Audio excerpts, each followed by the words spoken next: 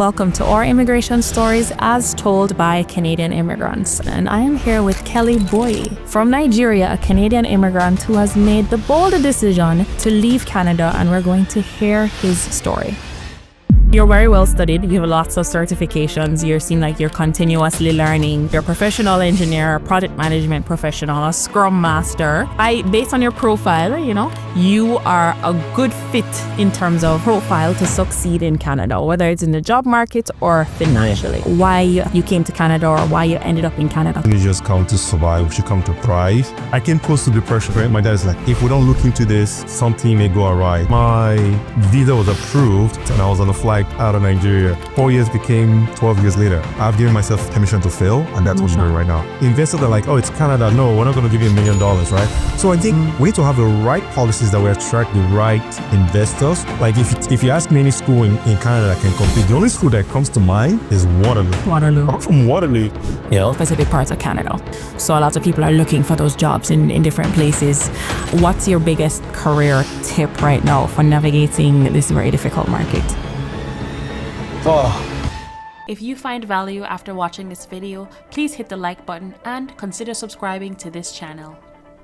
Hello and welcome to our immigration stories as told by Canadian immigrants. I'm your host, Christina McPherson, and I am here with Kelly Boy from Nigeria, a Canadian immigrant who has made the bold decision to leave Canada, and we're going to hear his story. Now, I do definitely want to jump into that $1 million question right out the gate, but I won't. We'll take a couple steps back, Kelly, and I want to understand your why for why you came to Canada or why you ended up in Canada in the first place. Yeah, no, thanks, Christina. And I appreciate you actually having me on your podcast. I always say for us immigrants that come to Canada, we shouldn't just come to survive, we should come to thrive. And I think your podcast is one of those that reflect, hey, it's possible to come and thrive and do different things. So keep doing the great work that you do. Thank you. Answer the question why I ended up in Canada. So that happened to me about 12 years ago. I was a young boy. I was like 18, 19. Okay. And I was actually going to school back in Nigeria. I was studying mechanical engineering. And something happened where there was this massive strike in the education system in Nigeria, where professors are like, we're no longer teaching, it's a public university. The government are not paying us. They don't want to renegotiate the contract, so no teaching. And I went on for 6 months. Yes, crazy, right? And the initial discussion with my parents were, try to finish up your first degree in Nigeria, and then your second degree, let's say master's, you can go overseas, maybe to the USA, to England or Canada. So that was the plan all along. But then the strike happened. And I've always been this person who was full of life, always ready to jump on something new. During that period of strike, it happened to be about the same time my parents moved our family from one province to another, from one state to the next. So I moved into a new state. I didn't have any friends. So what happened was I wasn't going to school, no friends. And I came close to depression when my dad is like, yeah, you're a young man. Like, I know you have life in you, but there's nothing going on right now. And I can just see you decaying. And if we don't look into this, something may go awry. So he was like, okay, do you want to go to a private university? I'm like, nah, I don't want to. Do you want to go to some other university within Africa, or maybe like Ghana or South Africa? I'm like, no. And then he's like, okay, what about Canada? I'm like, well, that's an interesting question. I've been hearing Canada. Mm-hmm. Why not? Let's give it a shot. So we put in the application. And I almost forgot about it because it took a long time. And when my visa was approved, it was, hey, approved, send the passport, let's stamp the passport and jump on a plane straight to Canada. Boy. So, and that's what happened to me. So the day my dad was picking up my passport from the embassy or high commission, I was on the way to the market buying some clothes and some stuff. And then that night, by the time I go home that evening, flight ticket was already booked and I was on a flight out of Nigeria, like within like a 24-hour period. And Wow. I came here to study. I had to start all over from year number one. But I'm glad I did. Again, I was young. I was 18, 19. And that's how I landed in Canada. And that's where I've been, at least for the last 12, give or take 12 years. Yeah. Okay, because I did wonder, because I know you started the bachelor's in Nigeria, and then 2 years later you had to start over. So you took what Yeah. should have been 4 years took you actually 6 years Yeah. It because took of me about all of 6 years. that. Yes. Wow. Okay. All right. So now you're in Canada. You're an international student here. I mean, and I guess it kind of happened so quickly, so you didn't really have time to process necessarily that. Okay. And was the goal to stay in Canada after going on, like taking that? That's an interesting question. The truth be told, when I landed, I wasn't thinking far enough. Yeah. It was more, keep your School. head down, Kelly, go to school Yeah. and graduate, right? Don't, you can't afford to fit a class or a year. Just go to school, graduate. That was all that was in my mind. I think it Mm-hmm. was when I got to like maybe my last year of school, that's when I started thinking, okay, what comes next? Am I going Mm-hmm. back to Nigeria? And the truth be told, we all know what's going on in, a country like Nigeria, where at some point it feels like we're moving forward and then we're taking 10 steps backwards. Mm-hmm. So a lot of young folks like myself are leaving in the droves, right? Right. And my parents are like, are you going to come back here or do you want to stay there and explore? And I was looking at the trajectory. I'm like, well, I can actually stay here. I can get my work permit, become a permanent resident. And if I become a citizen, so be it. Mm-hmm. So I would say while I was in school, more like just get to the end, right? Yeah. Get to the end. And when I got to the end, it was like, well, I've got a good credential, so I might as well stay and try to should I say build on my skills and get some Mm-hmm. experience. You know, 4 years became 12 years later. Okay, so then what was that immigration route like? So you got the work permit and you got a 3 year work permit. So I did. then Yeah. by that time, express entry existed, but what year would that have been? Because you were in So 2014, 15, 16, 17, yeah, so I graduated in 2017. 17. Okay. Yeah, so I was able to get a work permit that was valid for 3 years. And the moment I clocked the minimum of 1 year work experience, Yeah. I was eligible to apply for permanent residency. So that's Okay, what I so did. were you in the express entry pool or did you join after the fact? I joined. I knew it was more. So from the moment my work permit started, Yeah. I worked 1 year. The moment I knew I had that 1 year Yeah. experience, I tried to get into the express entry for for the Canadian experience Experience class. class. Yeah. Yeah, And because you would have been coming from your country with no work experience anyway, so you wouldn't correct, even have been a federal skilled worker. So you had to wait the 1 year. Got it. correct.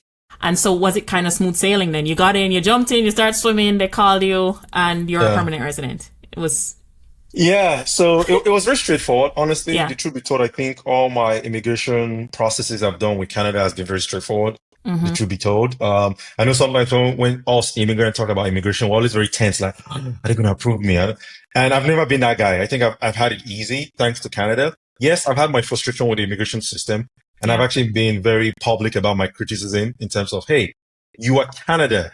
You have, 40 million people. Countries like the UK, the US, they move through the system very quick. What is happening? You have to step up, right? If you're going to Mm-hmm. be a first world country. So I've always been very critical about the immigration system. Even while I was on work permit, I was very critical because I'm like, you guys can do better, right? Yeah, yeah, yeah. I'm a technologist at heart, so I know a lot of technology can be applied and leveraged to actually speed things up. So I would say when I go into the system, it was very straightforward. I think I put in, and then I think it was very frequent. I think it was every 2 weeks there was a CRS score that came out. So it was like, all right, I know in the next one I'm going to come out. So I was young, I had the right credentials. So when I put in my info into the pool, I had enough score where I wasn't worried. I'm like, oh, I had more than enough. So I wasn't worried about my CRS score. So when it came, the funny thing is, before I actually got the call saying, hey, my ITA, I already prepared all my documents because I was that confident. I'm like, well, Good for I got you. to get my Yeah. police reports. I got to get everything. The moment it came, I had to go do my medical the first date I can get. And I think from when I got my ITA to when I submitted everything, I think typically you're given 60 days. I Mm-hmm. think maybe I did mine in like 2 weeks because I was Yeah. just ready. You were ready. And Mm-hmm. I think it took 6 months to get 5 months to get approved. I think I applied in like September the following year, exactly 1 year. And I think by like February, it got Mm-hmm. approved. However, something happened to me.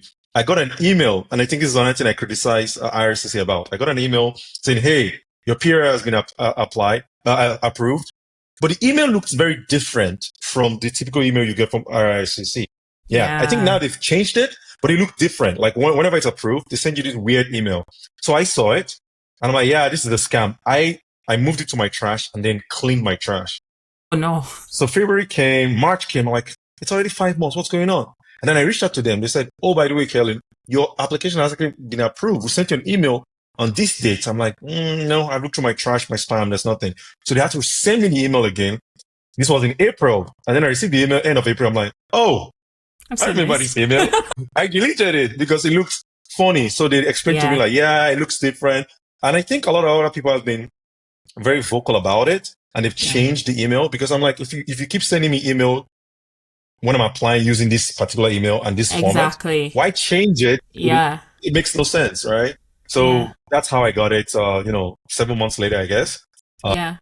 And I worked as a permanent resident, a permanent residence for, I think from like 2019 to about, what year did I apply? The funny thing is, when it was time for me to actually apply for my citizenship again, I wasn't thinking about it. It was more like, get to the end the next of thing. the residence. Right. And then one day I was just sitting, I think I came back from church, and something told me like, hey, you may be eligible for citizenship. Why don't you go look at it? So I went online, I put in my information, and it's like, oh, I was actually eligible the year before. I'm like, okay. That's cute. So lucky enough, I was able to apply that same day. I just applied that Sunday and I just forgot about it. That took a while though, because it took me about a year and a half to be able to actually get my passport in hand. I'm like, and that was kind of during COVID-ish. Yeah, that was during COVID. Yeah, 2022, 23. Yeah, that was, I think about that period. Yeah. Yeah. Interesting. Well, you have a smooth sailing story. Like I have a lot of I jumped through a lot of hoops. My first visa was rejected. That was it. That's the taste that I have in my mouth. Rejection in the pit of my stomach. And then I study for 1 year, have a 1 year work permit on edge. There was no express entry until the following year that I came to Canada, right? So we have very different stories. Mine's filled with lots of stress, lots of anxiety, but I'm happy to hear a smooth sailing story. Guys, it exists, okay? It exists. I've had my fair share. So I was fortunate enough to actually sponsor my parents to Canada. Nice. Yeah. So they live in Canada right now. And something happened where the initial application we put forward was actually denied. Okay. And so typically, I think when you apply, they look at 3 years of your income, like prior 3 years. And what happened was, I think the year number one they looked for me, I missed the income target by $150.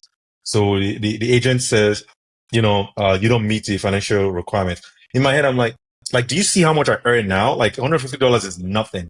So I appealed the case and I won. And, so the application got approved again and they live in Canada now. Awesome. I don't think I've heard anybody in recent times who had their parents and grandparents sponsorship thing approved. So yay for you. Immigration gods have been nice to you. Awesome. Yes. So now you went through the school thing. Most of your schooling and education, all that is in Canada. Yeah. And now you're transitioning to the work world. What was that like for you? Because now you're on a work permit. Did that feel like a barrier to entry for you? Did you have that in your mind? Did it feel like a hurdle? Or was it difficult even to get into the work world? I think for me, my case was a bit special. I would say I got You sound lucky. special altogether, right? Yeah, I got favor from God. But when I came to Canada in 2013, then we had the conservative government, right? And then when you came in as a student, you could only work on campus for I think like 20 hours or so. And if you had to work outside campus, you can't, except let's say you had a co-op. And then I had to actually apply to get a co-op work permit. Mm-hmm. So my program had co-op, which was very good for me because by the time I was done with my program, I already had about a year of student work experience. So that was enough for me to start getting into the weeds. I was starting to understand the Canadian market. And again, lucky for me again was by the time I was writing my final exams and all my colleagues were running around looking for jobs, you know what I did? I was applying as well. I was just calling up the old places I did co-op for. I'm like, hey, I'm wrapping up. I know I Yeah. told you if I'm done school, if there's an opening out, please let me know. And I think two of the companies called me back to do an interview. Nice. I did the first interviews. They're like, yeah, no. And then I did the Mm. second one. The truth be told, when I went back for the second one, they're like, Kelly, you've worked here before. You know the people, right? We enjoy the work you did for us. We know you're on work permit right now. So here we'll do for you. We'll give you a 6 months contract and we'll start you there, right? I'm like, okay, Okay. I'll take it. But Interesting. lucky for me, I think I delivered good work where within the first 3 months of contract, I was offered a full-time role, Yeah. Good. right? And that Nice. helped me. So I would say co-op was very helpful because Helpful. co-op gave me the opportunity to actually go into the space, into the job market, Yeah. understand how to apply, understand how to write resumes, how to talk to people, how to network, and just build that support community for myself professionally. So that Mm-hmm. was very instrumental when I got into the field.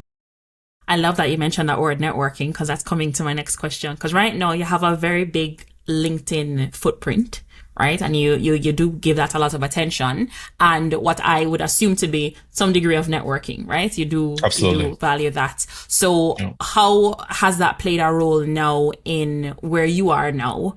Mm-hmm. We're not going to spill any beans about where you are now, but how does it play a role in, I guess you've moved through your career ranks through a couple different Yeah. companies. You've moved around quite a bit. So how has Yeah. networking helped you in your career?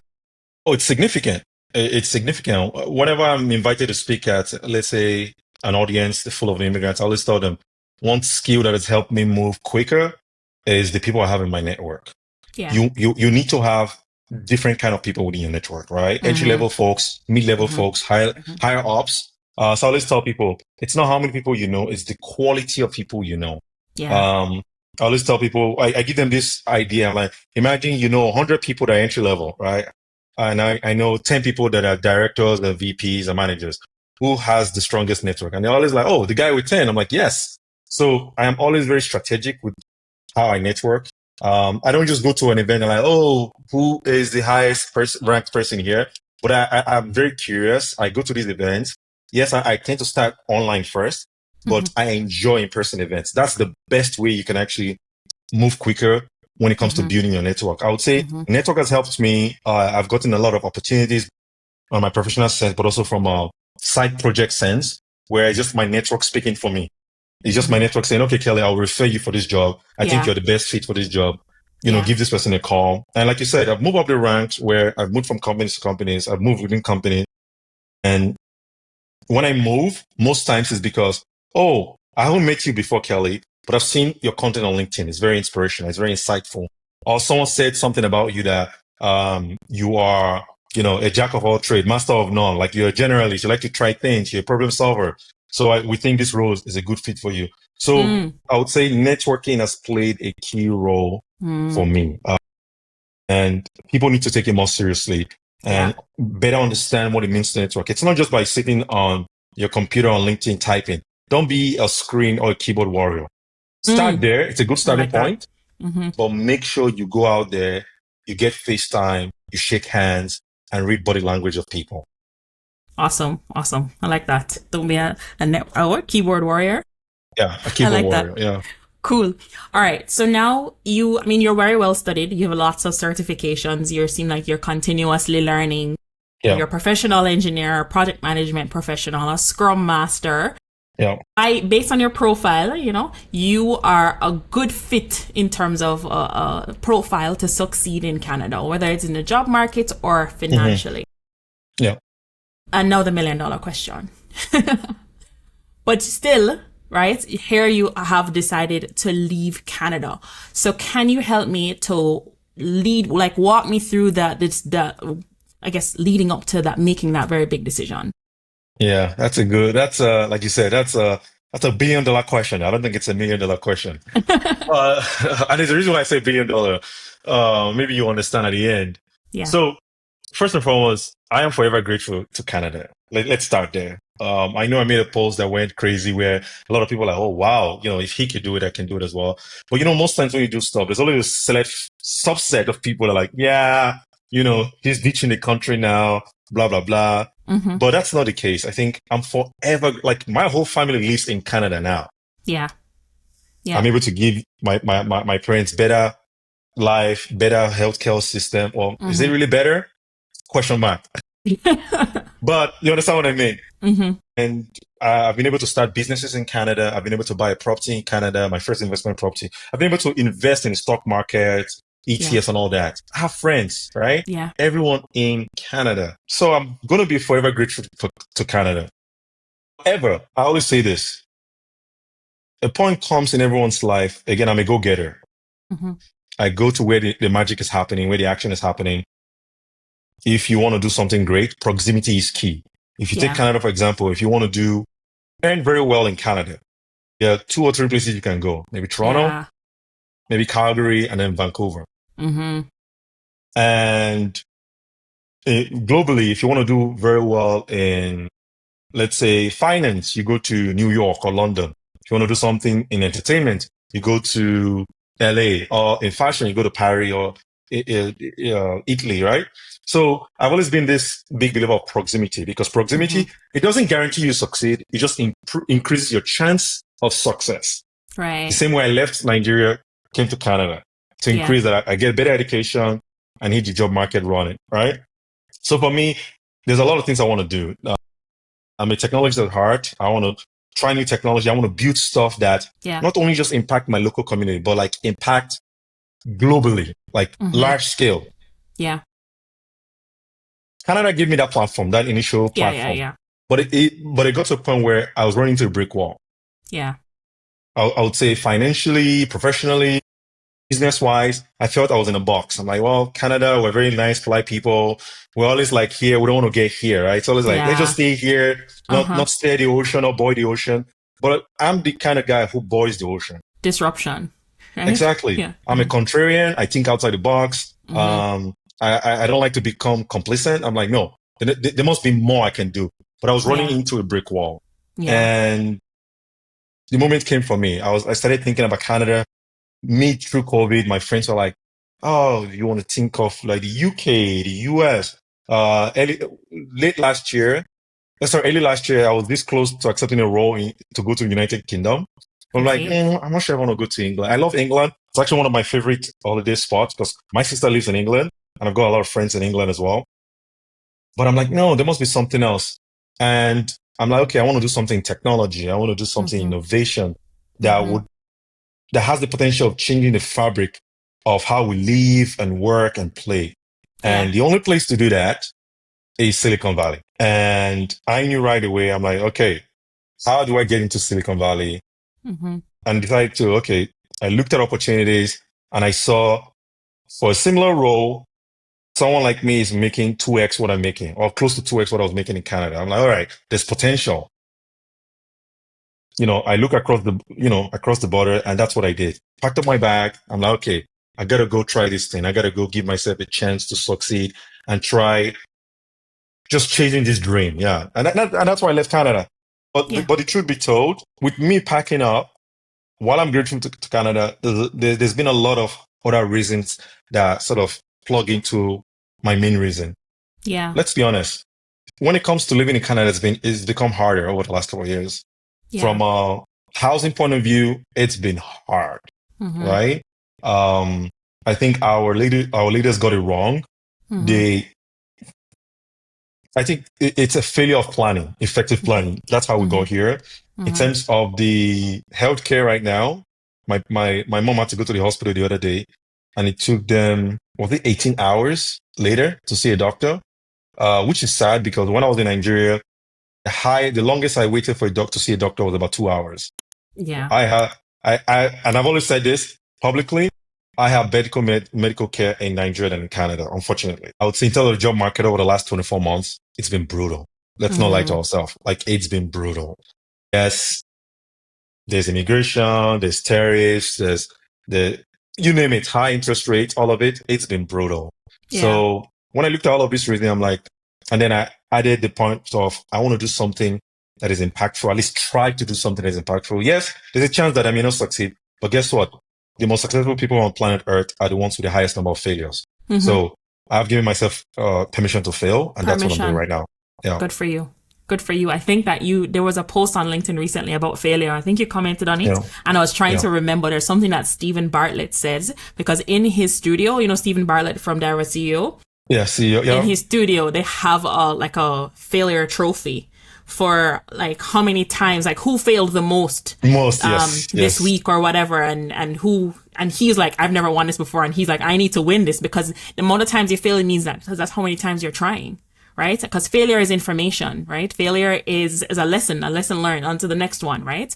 So that's correct. amazing. And I don't think you'll failure, like you said, I don't think no matter how this comes out, it won't be a failure, right? Because you did chase the dream, you did do it versus just living your whole life wishing you had. Wishing you did it. Yeah. Right. I'm not sure who said this, but it's stuck in my head. By the time I get to 80 and on my deathbed, I should be able to look back and say, you know what? I actually diminished the number of regrets. I Yes. reduced that number, and Mm-hmm. that's what I want to do.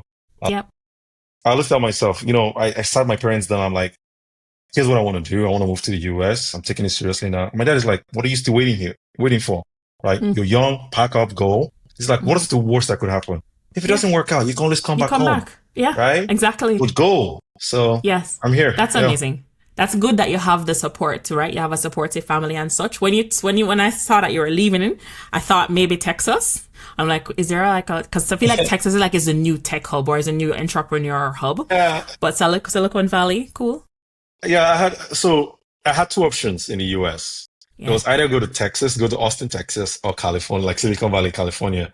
But I knew if I went to Austin, I wouldn't find my way to California. Yeah. So I told myself, okay, go to California first, see what First. it's all about, right?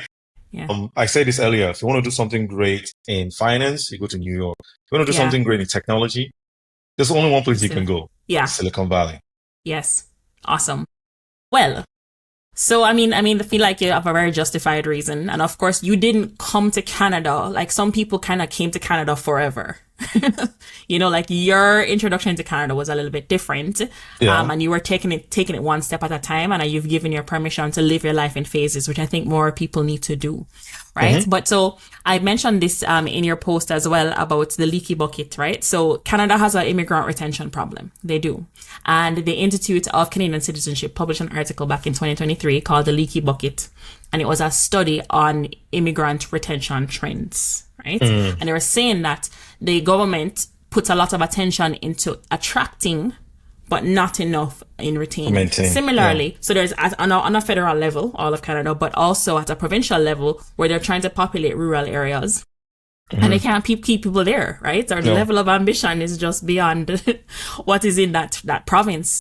What could Canada have done, right? Because of course, part of the reason for the study is like, how did they retain immigrants? And part of my theory was that I think, when we came here, we left the village behind. Right. Correct. You brought your village with you. So you're one of the fortunate few. My village is still in Jamaica, right? But I feel like somewhat community belonging could help to better retain immigrants here. But Yeah. you obviously had that because you came pretty young. So you have most of your life has been in Canada, sort of. Yeah. Most of your conscious life. Your conscious Yes, adult. most of my adult life. Yeah. Yes, right? So you have the friends, you have the village, you have the community. I mean, you don't at this point have a family in terms of kids or spouse No, or anything like not that, yet. right? So that makes things different. But what could Canada have done to keep you here? That's a great question. I don't think I've thought much about that, but I think there's a couple of things they can do. I think one of them is the right policies. So when I say the right policies, it means what sort of policies do we need to ensure that we're encouraging people to stay here in terms of starting businesses, right? What policies can we put in place that would actually attract the world's largest companies that would ensure us start competing with places like Austin, Texas, or Silicon Valley? What can we actually do? So the policy, the investment. I think those are the two things. And then maybe the last part of it, before you bring the policies and investment, you need to have the right leaders that are forward thinking, that think about, because the truth is technology is so big. A lot of countries have adopted technology to move the country forward. Yeah. And Canada claims to be this first world country. But when you drill into stuff in Canada, you're like, no, you guys are still behind. Right? Like open banking. It's been debated in Canada for like decades. Still not a reality, right?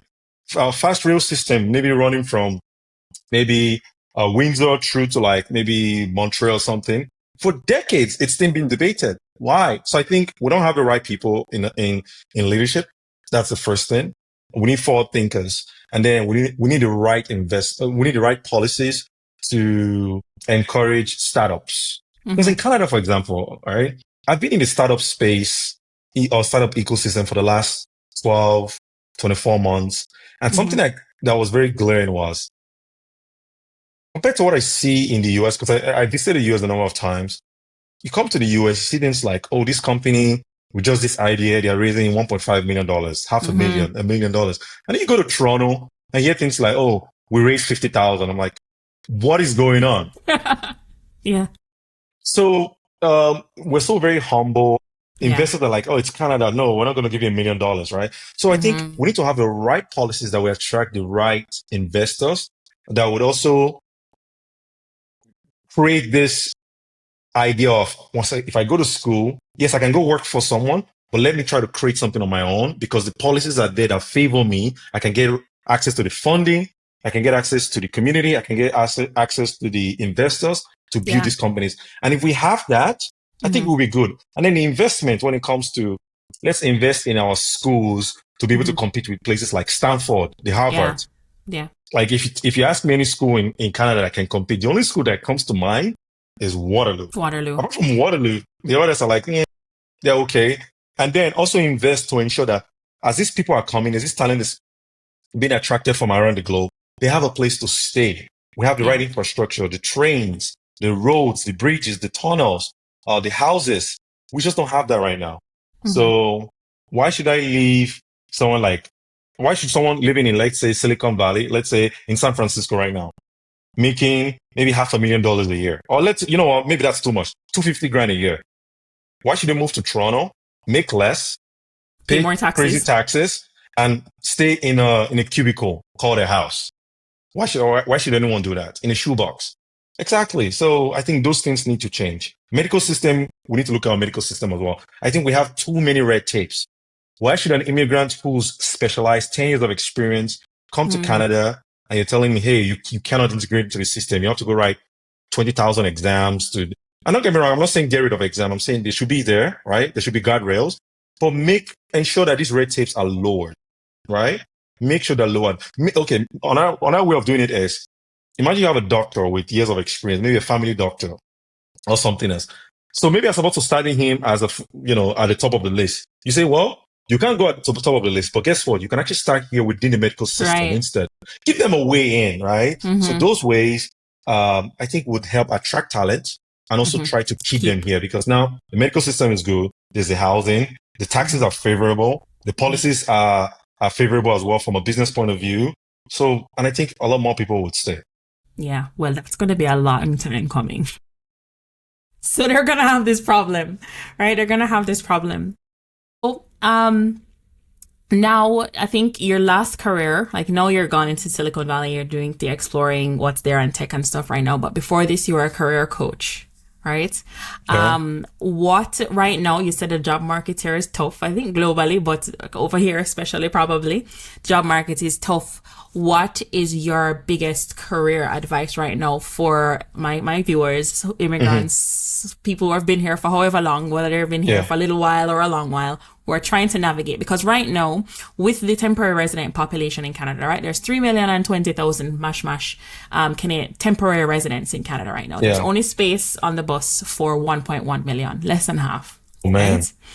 And for the 1.1 million, a lot of it is going to be employer driven in the sense that they have to get a certain job in an in-demand industry that Canada is wanting to retain or have or to fill in specific parts of Canada. So a lot of people are looking for those jobs in different places. What's your biggest career tip right now for navigating this very difficult market?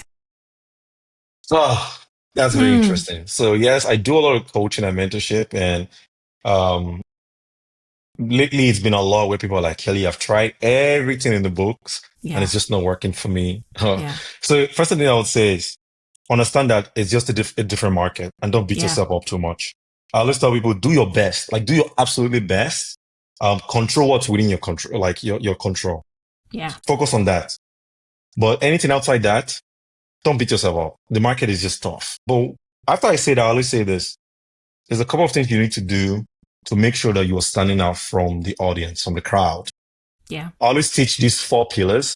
I always tell people, yes, have a resume, but not just a resume. You need to have a strong resume because you want to start thinking of how your resume works through the system. Mm-hmm. So these days they use a lot of AI and ATS system. You need to have uh, a resume that beats the ATS system because it has to go through the ATS system before it gets to the human. Yeah. Okay. So have a strong resume that beats the ATS system and beats the human. Another way you can do it is you can skip the ATS system and go through a referral. So go straight to the human instead. Right. The next one I would say is continuous professional development. It's a must. Sometimes I work with people that have been in the job in like they've been working in the market for let's say 5 years, 10 years, and I look at their credentials. I'm like, you haven't taken any class, you haven't taken any certification, you haven't taken any license. What have you been doing? Because technically, you're becoming a dinosaur in the market. Yeah. I wrote another post last week that went viral at the end of the week, but I wrote it at the start of the week. It went crazy at the end of the week, where I said, why are companies no longer training people or training employees? And the post just took a life on its own by the end of the week. Mm-hmm. And the question I was posing is, now our employees are looking for plug and play, which means you come into the company, you need to know. Expect that you know at least 90% of what you're going to do here. Yeah. So if you are not continuously developing yourself and staying on top of the trends, technically you're a dinosaur now. No one is going to touch you, right? Yeah. So that's one thing. So that continuous development. I always tell people, don't just go spend money on boot camps and certification. No, actually spend the resources to learn. It's an investment. It's not a waste of money. Today, people go walk into a Chanel store and buy $500 worth of perfume or shoes, but they can't spend on a class. I'm like, what are you doing, right? So that continuous development is a must. Then the next one I would say is your network. Who do you have in your network? Again, it's not the quantity of people you know, quality. You need to network with your peers, but make sure you're also networking up. Make sure you're networking across as well, right? Yeah, you can also network down. That's okay if you want to mentor and all of that. But make sure you're networking across and you're networking up. Because as you network up with decision makers, gatekeepers, these are the people that will reach down and pull you up and give you opportunities and make decisions that favor you. And the last one, which is one of the biggest things in the digital age over the last 12 months, is your personal brand. If Coca-Cola can brand themselves, if what's it called now? Microsoft can brand themselves, Walmart can brand themselves. You as an individual, you're a brand. I'm a brand because my name gets mentioned in rooms I'm not even in the first place. That's how strong your personal brand is. So I would say start curating a brand for yourself, right? What do people say when they hear about Christina? Do they say nice things? Do they say, no, don't touch her? Like, what do they say? So your personal brand. And one of the best ways for you to build your personal brand is you're building your brand offline and online. One of the places you need to start to do that is actually online. And LinkedIn is one of the best tools you can use because it's completely free. And you have access to 1 billion people on the platform. Okay. So share your ideas, share your thoughts, and just keep building, curating your personal brand. And then last one is this: do what the other folks are not doing. Because if you're doing the exact same thing as the mass population is doing, you would get exact same result as them in the job market.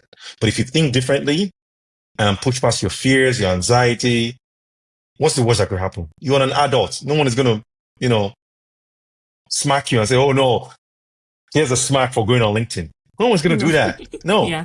Right. So I know we come from this, a lot of us immigrants, especially those of us from like the Caribbeans and Africa, we have this fear of what will people say? Yeah. Someone who is less smarter than you is making twice as much as you because they choose to build a personal brand for themselves, network with the right people, go to events, right? They're failing loudly. Exactly. Making noise. See, visibility is key in 2025. Visibility is like a currency. Yeah. Period. So those are my advice to anyone who's in the market thinking of how do I break into the market? How do I get a better or different results from what I'm seeing right now in the market? Yes. Awesome. Really good tip. So I know you're in Silicon Valley, but what's now? What's next door now for you? What is it? What's your eyes on? Oh, that's a good question. So, when people ask me, "Oh, so what brought you out to Silicon Valley? Is it work? Is it business?" I say it's both. Um, so I came here for work. Obviously, I work in the technology innovation space. Yeah. So work brought me out here, but I'm Yeah. also here to explore. I'm also here to meet people. I'm also here to exchange ideas. That's the fun about Silicon Valley, and the energy is just different. Like everyone is working for like Google, the Microsoft, the regular companies, but then it's everyone thinking differently. Everyone is like innovation Yeah. impact is it's not an option. It's like a Yeah. Yeah. Yeah. lifestyle. That's Yeah. it. Yeah. You can almost taste it in the air. I'm like, oh, okay, all right. That's why I'm here, guys.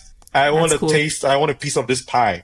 Yeah. So Yeah. because you get to work on technologies that actually have the potential of changing the fabric of how we do work and how we do business and live our lives. Currently, I work in the clean tech space as a technical project manager. Yeah. The project I'm working on, focused on right now, is actually how do we power AI data centers? Mm. Because Of course, yes, AI. yeah, they exist like old like standard data centers, but now AI data centers are a different breed. And for me, Mm. I'm of the opinion that I know it's controversial, but AI has no future unless we solve the energy problem. Because Yeah. I'll give you a good example here. Yeah. And maybe I'm going too technical here. No, it's good. The traditional data centers, each of the computer racks, they take about 4 kilowatts of power. Now with AI data centers, they take 130 kilowatts. So Mm. now you need more than 100 times the amount of power. Right. Globally, we are in a We don't. power crunch. We don't have the energy. So Yeah. if we don't solve that problem, bye bye to AI. So that's Yeah. what I'm here to solve. Awesome. Awesome. Awesome. I think I read something recently that said that it costs companies, I think it was talking about OpenAI, a lot of money just for us to say thank you to the bot. Oh yeah, Just absolutely. Yeah.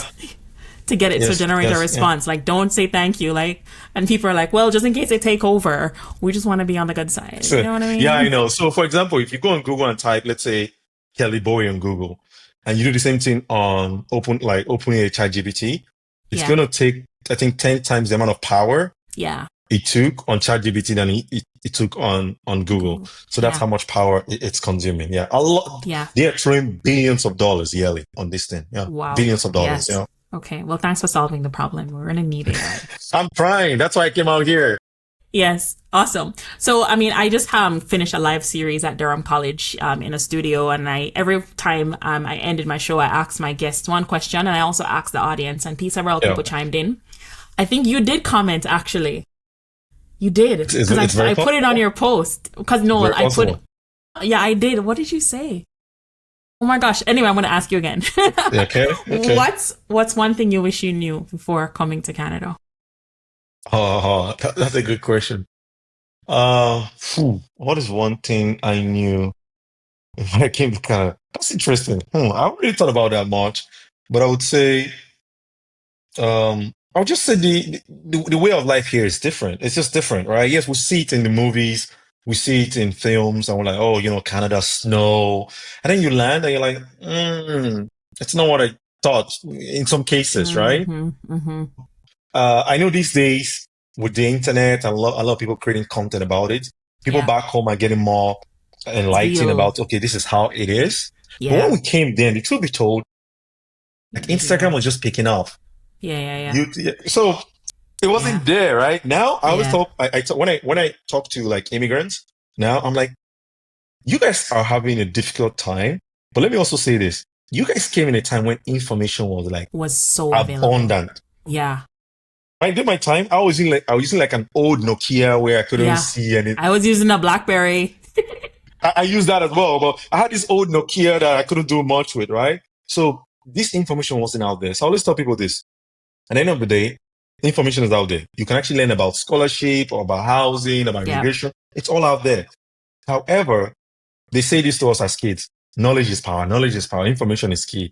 And I'm of the belief that, in fact, no, I know for a fact, sorry. Knowledge is not power.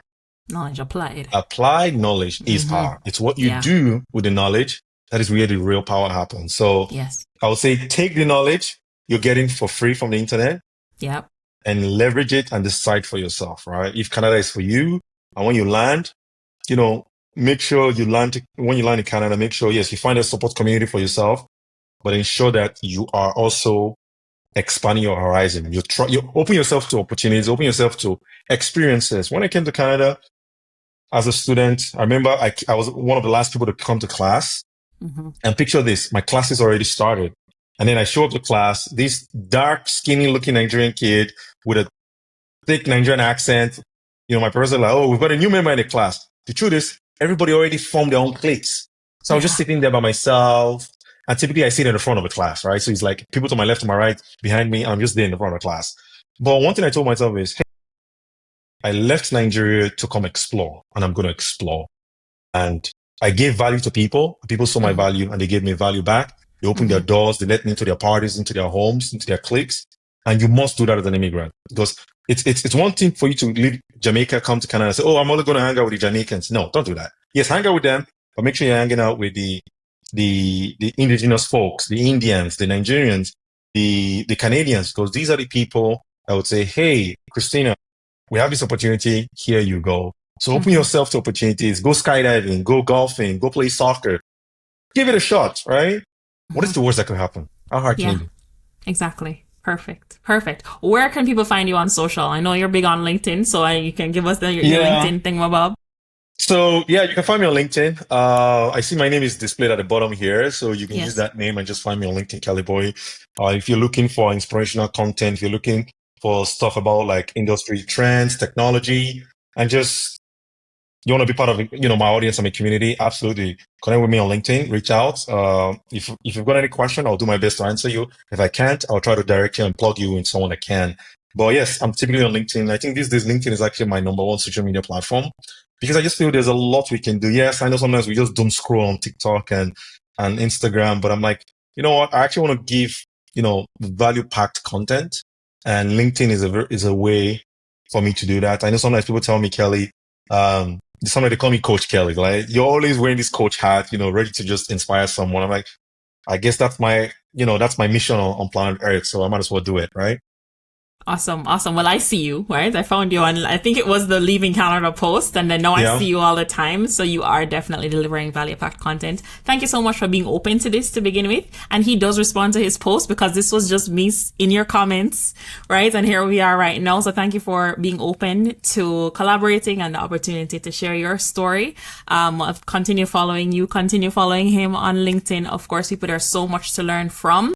This was our immigration stories as told by Canadian immigrants. If this was helpful at all to you, please hit that like button. Share this with somebody that you know. I know that, like all of us who are immigrants, know another immigrant. So can you at least share it with one other person to see what they can learn from this? Career tips on Silicon Valley, I don't know, AI power generation, I don't know, like there's so much nuggets in this episode. Please share it. And if this is good content that you'd like to see more of, subscribe to this YouTube channel, and I will see you in the next video.